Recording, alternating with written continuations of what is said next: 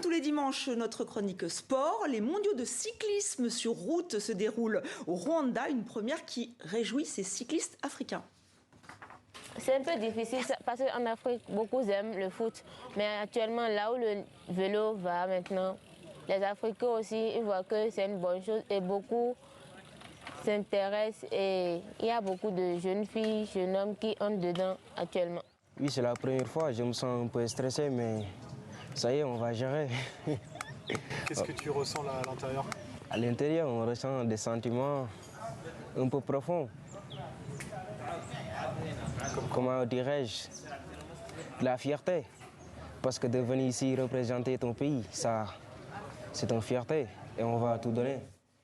Des championnats du monde de cyclisme organisés en Afrique, c'est une grande première depuis la création de la compétition, c'était en 1921. Bonsoir Julien Geneste. Bonsoir.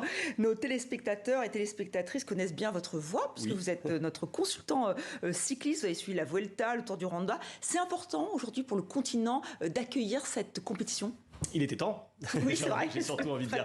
Et ça me rappelle un peu une phrase de Sepp Blatter, mais qui est encore un peu plus vieille, quand la première Coupe du Monde a eu lieu en Afrique du Sud il y a maintenant quelques années de ça. Sepp Blatter, il avait dit c'était le moment. Et David Lapartien, le président de l'UCI, a dit la même chose, c'est-à-dire qu'à un moment donné, il faut prendre sa chance.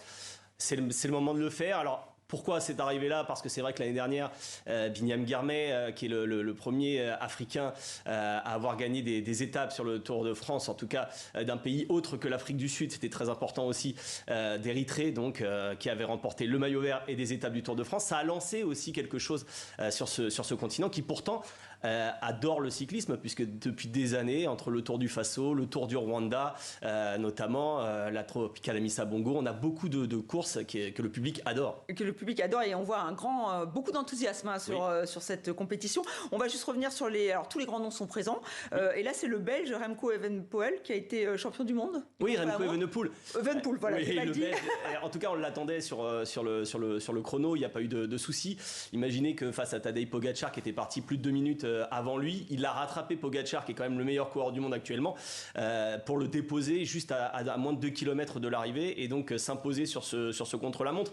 Mais Tadej Pogacar, lui, il n'a plus qu'une idée en tête, c'est d'aller gagner la course en ligne qui aura lieu dimanche prochain, vraiment l'événement. Alors lui, le Slovène est arrivé 4e et il y a la victoire de la Suissesse, alors Marlene Reusser. Voilà, sacré, voilà. Et alors donc on va revenir sur la difficulté parce qu'il semblerait que ça soit très très dur. Il y a notamment le mur de Kigali, vous allez nous en dire plus dans quelques minutes, mais je voulais écouter ce coureur rwandais de 27 ans. Il va participer à la fameuse course, il s'appelle Eric Manizapayo.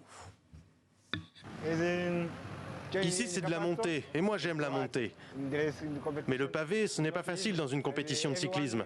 Il y aura des attaques ici, juste après l'ascension de ce pavé dans la descente. Il faudra faire attention.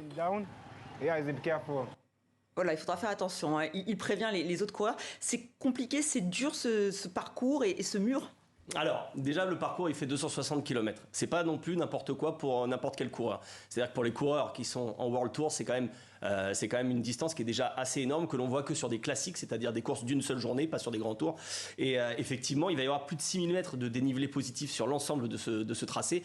Et cette côte-là, plus une autre, on va les avaler 16 fois chacune. Donc, vous voyez que ça va être très très dur. Ça monte tout le temps. Les coureurs seront en prise, comme on dit, tout le temps. C'est-à-dire que ça monte, ça descend, ça monte, ça descend.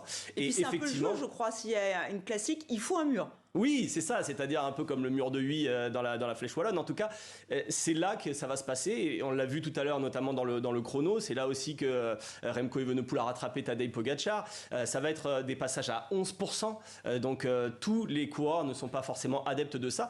D'ailleurs, vous avez dit le plateau est complet pour cette course. Oui et non. Il y a Jonas Vingegaard qui est le grand adversaire de Pogacar, qui a gagné 2 fois le Tour face au Slovène, qui ne sera lui pas là, alors qu'il vient de gagner la Vuelta. Mais en revanche, oui, le plateau sera complet, avec des coureurs qui sont capables d'embêter le Slovène, qui est le grand favori, parce qu'effectivement il y aura une quinzaine de coureurs africains, mais c'est vrai que ça sera plus du côté des coureurs du World Tour qu'il va falloir regarder, surtout sur la fin du parcours. Mais les coureurs rwandais, ils ont l'habitude, ils connaissent bien les lieux, il y a la chaleur, l'humidité, ça peut jouer ça. Oui, mais ils ne partent pas encore avec les mêmes moyens, j'ai envie de dire, les mêmes moyens, mais le même vécu. C'est-à-dire qu'ils sont sur des courses qui sont continentales, quand le reste des coureurs s'affrontent sur des courses World Tour le reste de l'année. Donc effectivement, c'est déjà une belle chose pour eux de pouvoir participer à cet événement à domicile. Maintenant, de là à contrecarrer les plans des top favoris, ça va être un petit peu plus dur. On va suivre tout ça, évidemment. Merci beaucoup, Julien Jeunesse, d'avoir été notre invité, l'invité de la Chronique Sport de 64 minutes.